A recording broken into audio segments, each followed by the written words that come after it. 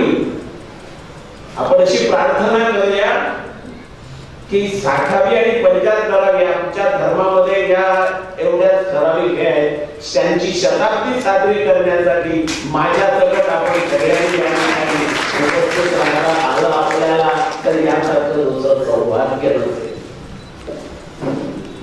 दुसरी एक गोष्ट अशी आहे की मी खरं म्हणजे आता हा दिवस माझ्या कुटुंबात साजरा करायचा,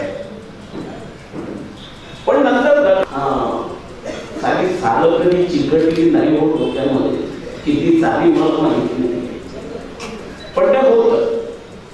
आणि त्यामध्ये मला आठवतं त्याप्रमाणे आमच्या डॉक्टर अरुणा ढेरे होते, प्रकाश खांडगे होते, ताराबाईकर होत्या आणि मी चुकत नसेल तर दग गोडसे होते, रमेश गंगाधर मोर्जे, पद्मा मोर्जे अशी अनेक माणसं या ठिकाणी. आणि हे कुटुंब एक मोठं कुटुंब या ठिकाणी सुरुवात झाली.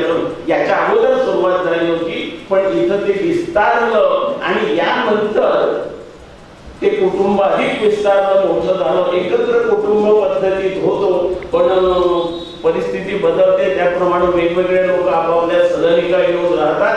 त्याप्रमाणे हे कुटुंब मोडलं, पण या एकत्र कुटुंबाला आशीर्वाद देण्यासाठी दुर्गा भागवत गोव्याला आलेल्या होत्या.